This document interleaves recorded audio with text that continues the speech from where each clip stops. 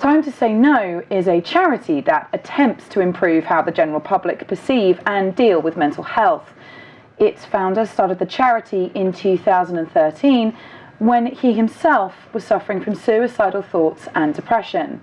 And joining me in the studio now is that founder, Harry Knight. So welcome, Harry. Thank you. If you could just tell me a little bit about your charity. Yeah, so Time to Say No is all about coming with a new perspective into mental health and actually how charities operate.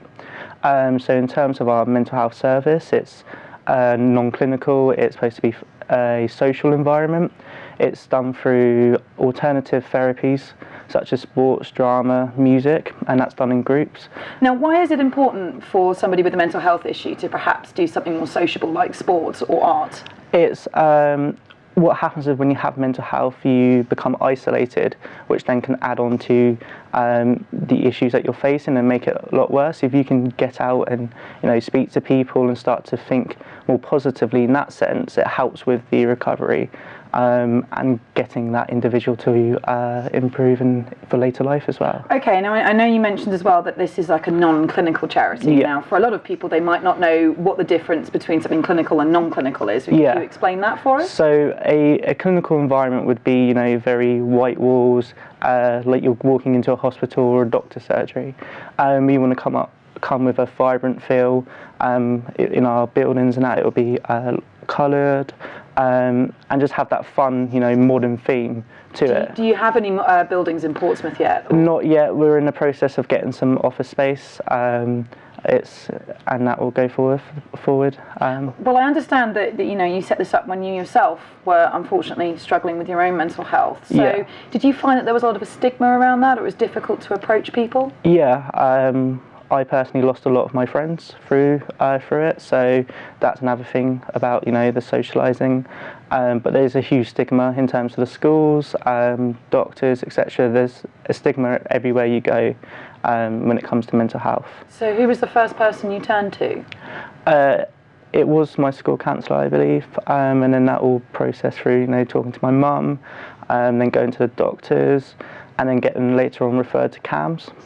Well, how did you find it? I mean, I take it if you set up a charity, then perhaps getting the help you needed to start off with was quite difficult.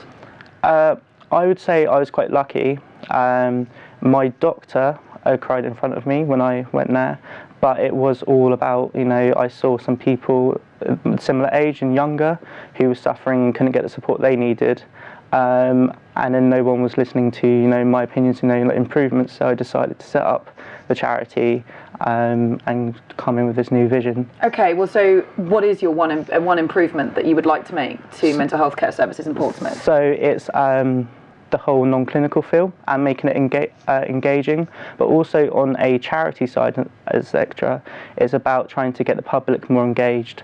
So we have different things. We just started a new donation program called the Envision Squad, and they cover our overhead. So that's £24 a month. You can find that on our website. But once we've got those 25 people that cover our running cost, that means we can go to a 100% model where all the money will go to the services. So we can be more, we can expand quickly, so we can keep waiting times down. Okay, well, say I'm watching this now, and I've got mental health issues, and I approach your charity. I mean, what would I be able to do? So we deal particularly with socially affected mental health, so that's self-harm, suicide, depression. So those tend to affect young men particularly as well, don't they? Yeah, our age group is from 10 and above. It starts with our first service is sports, and that starts with more between 10 and 17, and then we'll expand later on. But you can come to us and we can direct you at the moment to other organisations because we launch officially in January. And have you had anybody approach you so far? Yeah, we've had a lot of interest from the public, but also organisations. So we've been speaking to Time to Change, we've been speaking to the Commissioner of CAMHS. So a lot of the big organisations are interested. Okay, and if I wanted to do anything after watching this interview, I mean, where would I need to go? So if you go to our website, which is www.timetosayno.co.uk, there's lots of different things in terms of fundraising, volunteer, or you can use the email that's on there to get in touch with us and we can direct you. Brilliant. Okay, well, I've got to say I'm feeling very positive now that you're out there doing this, but thanks for coming in for the studio, Harry. Thank you. So best of luck for the future. Thank you.